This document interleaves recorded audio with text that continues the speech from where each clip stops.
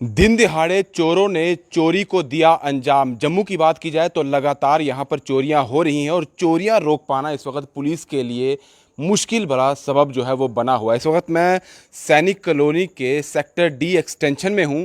यहां पर भी दिन दिहाड़े चोरों ने घर में सेंध लगा दी है। इस घर अभी आप देख रहे हैं, ये गेट खुला हुआ है। सुबह ये घर पूरे तरीके से बंद था। जो यहाँ के रहने वाले हैं वो सुबह ऑफिस गए थे और पूरे घर को बंद करके गए थे, लेकिन चोरों को शायद ये पहले ही मालूम था कि घर में कोई नहीं है। पहले ये देखिएगा, ये मेन गेट का जो लॉक है एक साइड का अंदर से लगाया हुआ था, चोरों ने ये भी तोड़ा है। ये सीधी तस्वीरें मैं आपको दिखा रहा हूँ और मैं घर के अंदर भी लेकर चलता हूँ। अलमीरा है, अलग अलग जो रूम है वहाँ के जो चीज़ें हैं वो उन्होंने निकाल निकाल के चेक की है।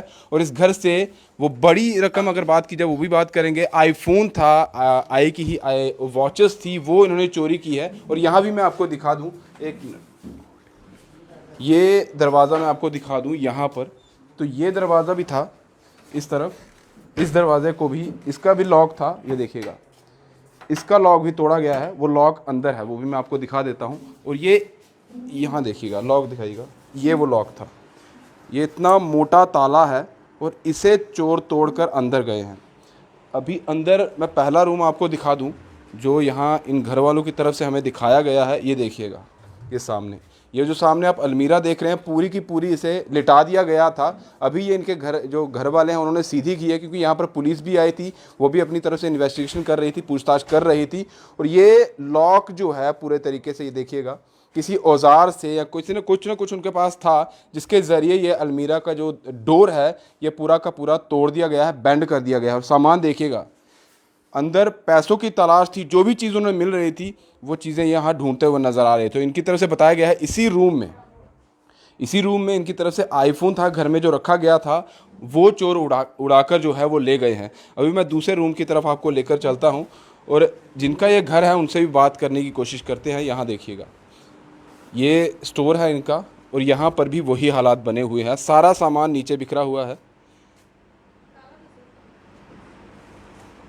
और ये देखिए, ये दूसरी अलमीरा है, ये भी पूरा का पूरा सामान बाहर है। और यहाँ पर ये दूसरा एक और रूम है, यहाँ पर इनकी तरफ से कैश रखा गया था और कैश भी यहाँ से उड़ाकर ले गए हैं।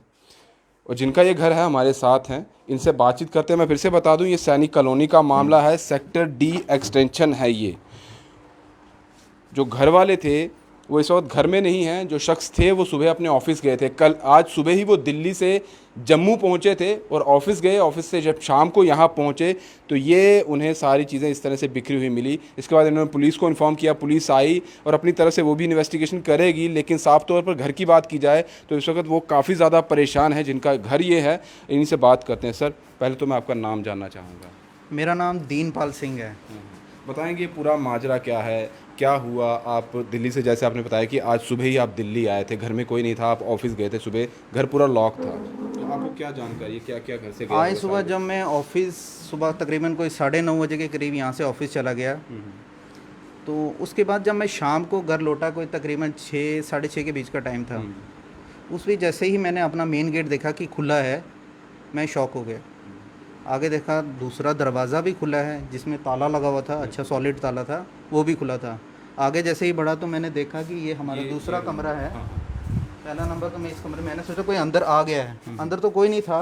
ये अलमारी पूरी तरह से गिराई हुई थी, यहाँ पे नीचे सामान था, काफ़ी सामान था जो कि यहाँ पे सब बिखरा पड़ा हुआ था।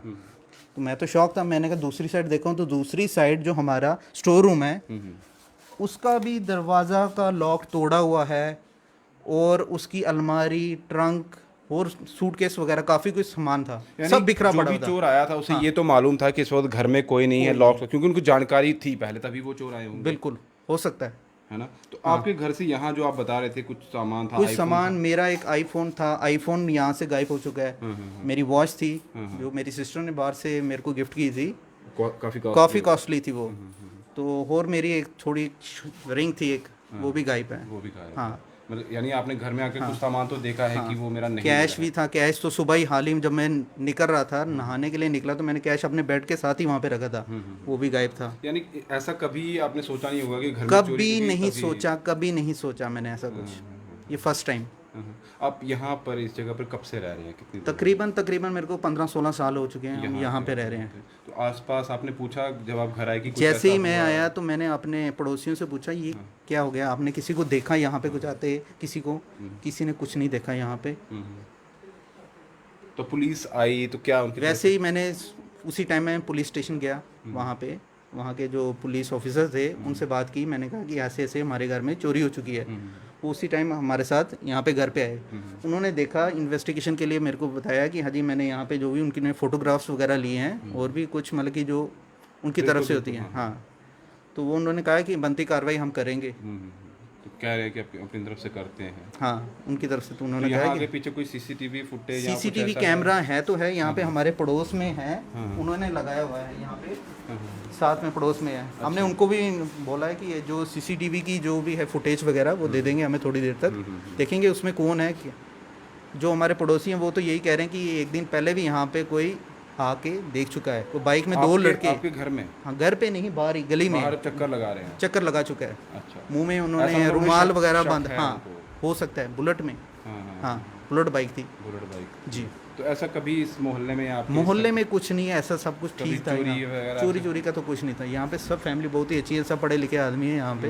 हाँ, और जिस तरह से ये चोरी हुई है, ये एक व्यक्ति का मामला नहीं हो सकता, ये शायद पूरा का पूरा जो इनका गैंग रहता है चोरों का, उन्हीं के कुछ लोग आए होंगे। 2-3 लोग तो ज़रूर हो सकते हैं, क्योंकि जिस तरह से सामान बिखरा पड़ा हुआ है, यहाँ अंदर अलमीरा जो पड़ी थी उसे पूरे तरीके से तोड़ा गया है, यहाँ भी सामान बिखरा है। और इनका जो सामान इन्होंने बताया कि वॉच थी, काफ़ी कॉस्टली थी, आईफोन था और साथ साथ रिंग थी इनकी, और कुछ कैश भी था जो उन्होंने रखा था, वो सब कुछ यहाँ से उड़ाकर चोर जो है वो ले गए। और ये इस चीज़ से भी आप अंदाज़ा लगा सकते हैं कि यहाँ पर घर में कोई नहीं था, लॉक था, और चोरों को ये पहले से ही मालूम था।